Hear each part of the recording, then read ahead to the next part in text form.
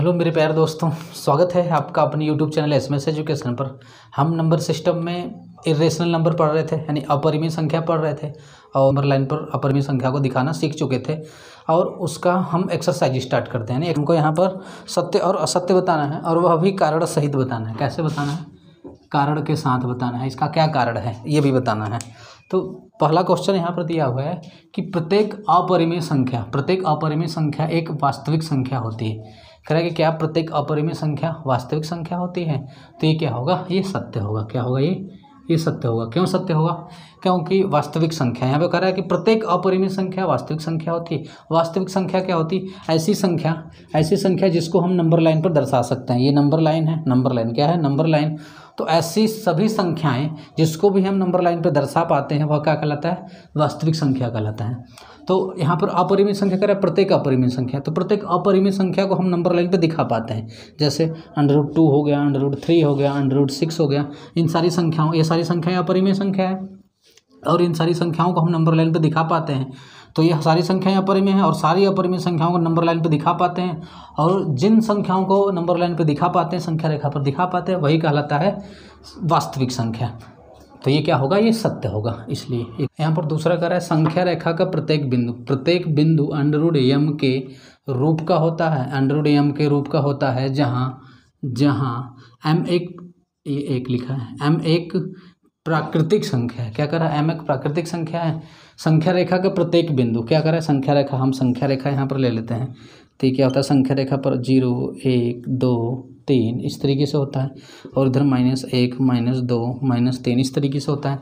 प्रत्येक बिंदु √m के रूप का होता है जहाँ m एक प्राकृतिक संख्या है। तो m एक प्राकृतिक संख्या है। हम प्राकृतिक संख्या में से कोई सा प्रत्येक बिंदु इस रूप का होता है। तो चलिए हम यहाँ से कोई सा भी नंबर ले लें, प्राकृतिक संख्या कोई सा भी ले लें, और उसका वर्गमूल निकालने पर जो भी वर्गमूल आएगा उसको तो संख्या रेखा पर दिखा सकते हैं, बिंदु हो सकता है। लेकिन हम कोई भी प्राकृतिक संख्या ले लें और उसका वर्गमूल निकालने पर माइनस तो आएगा नहीं, यानी -1, -2।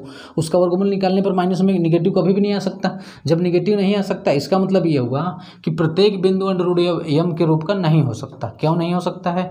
क्योंकि m प्राकृतिक संख्या, कोई सा प्राकृतिक संख्या लेने पर, यानी किसी भी प्राकृतिक संख्या का वर्गमूल, ये वर्गमूल निकाला है, ये प्राकृतिक संख्या लिया है, तो किसी प्राकृतिक संख्या का वर्गमूल निगेटिव नहीं आता है। इसका कारण क्या होगा कि किसी प्राकृतिक संख्या का वर्गमूल निगेटिव नहीं आ सकता, क्योंकि संख्या रेखा पर निगेटिव भी आता है।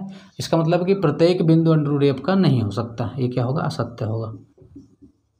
असत्य है। क्या है? असत्य है।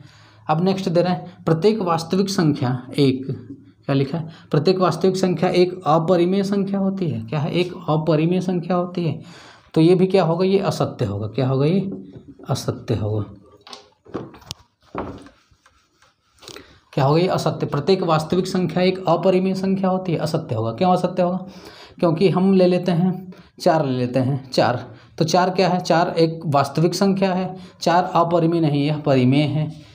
क्या है? ये परिमेय है। तो जो वास्तविक संख्या होती है, वास्तविक संख्या अपरिमेय भी हो सकती है और परिमेय भी हो सकती है।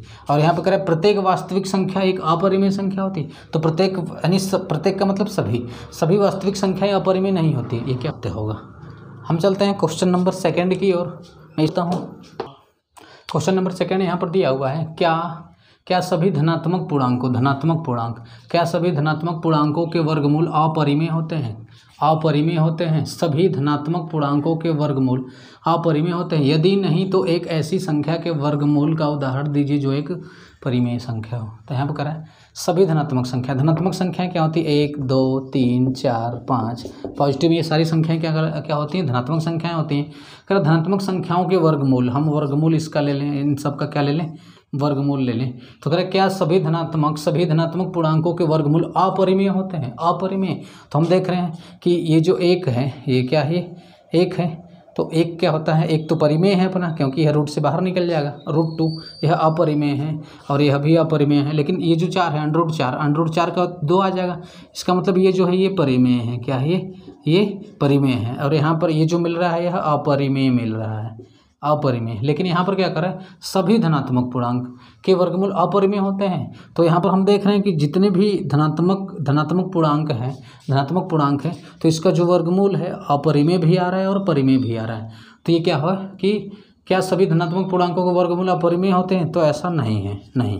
क्या होगा? नहीं, सभी धनात्मक पूर्णांकों के वर्गमूल नहीं हो सकते।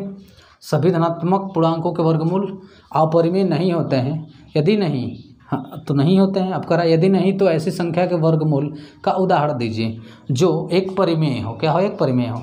तो हम क्या लिख लेंगे उदाहरण में? लिख सकते हैं 4 एक धनात्मक पूर्णांक है, इसका वर्गमूल निकालेंगे तो 2 आएगा। और यह क्या है? एक परिमेय है। √4 लिख सकते हैं, 16 लिख सकते हैं, √25 लिख सकते हैं। ये सारी संख्याएं धनात्मक है, धनात्मक संख्या, और इसका वर्गमूल निकालने पर क्या आता है? परिमेय आता है। तो ये क्या होगा कि सभी धनात्मक पूर्णांकों के वर्गमूल अपरिमेय नहीं होते हैं। ये आंसर होगा इसका। हम चलते हैं नेक्स्ट क्वेश्चन नंबर 3 की ओर। इसको मैं इरेज करता हूँ। यहाँ पर ये कह रहा है √5 को संख्या रेखा पर दिखाइए। तो √5 मैं पिछले पार्ट में इसको संख्या रेखा पर दिखाना बता चुका हूँ। √5 का संख्या रेखा पर दिखाने के लिए आप पिछले पार्ट को पढ़िए, यानी पिछले वीडियो को देखिए, वहाँ पर मैं इसको बताया हूँ। अब क्वेश्चन नंबर 4 क्या दिया है? क्वेश्चन नंबर 4 देखते हैं। देखिए, जिनके दशमलव प्रसार अनावसानी अनावर्ती हो। क्या कर रहा है कि ऐसी 3 संख्या लिखी जिनके दशमलव प्रसार अनावसानी, कैसा? अनावसानी अनावर्ती हो। अनावसानी का मतलब देखिए क्या होता है? अनावसानी, अनवसानी, ये अना है, अनावसानी। अनावसानी का मतलब होता है अशांत। क्या होता है इसका मतलब? इसका मतलब होता है अशांत। तो ऐसी 3 संख्याएं लिखना है जिसका दशमलव प्रसार अनावसानी अनावर्ती हो। अनावसानी क्या हो? अनावर्ती, यानी वह अशांत हो और अनावर्ती हो। कैसा हो? अशांत हो और अनावर्ती हो। तो कैसा लिख देंगे? हम लिख लेते हैं, चलिए 2.54320100346 ...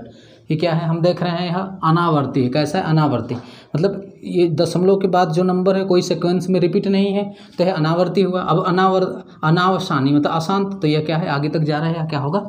अशांत होगा। ये पहला नंबर हो गया। अब दूसरा नंबर लिख देते हैं इसी प्रकार से 5630287543002। डायक्वेंस में रिपीट नहीं है, मतलब यह कैसा है? यह अनावर्ती है और क्या है? अशांत है। अब तीसरा हमको लिखना होगा, तो तीसरा में 68320010034605। इस तरीके से क्या हो सकेगा? यह अनावर्ती है और कैसा है? तो ये क्या हो जाएगा? ये 3 संख्याएं। आपको आज की वीडियो पसंद आई है तो आप अपने दोस्तों के यहाँ भी शेयर करें और लाइक और कमेंट करना ना भूलें। और यदि आप इस चैनल पर नए हैं तो इस चैनल को सब्सक्राइब करें। तो आज के लिए बहुत बहुत धन्यवाद। हम मिलते हैं नेक्स्ट पार्ट में। तब तक के लिए आप घर पर रहें, स्वस्थ रहें, मस्त रहें और अपने पढ़ाई को करते रहें। जय हिंद।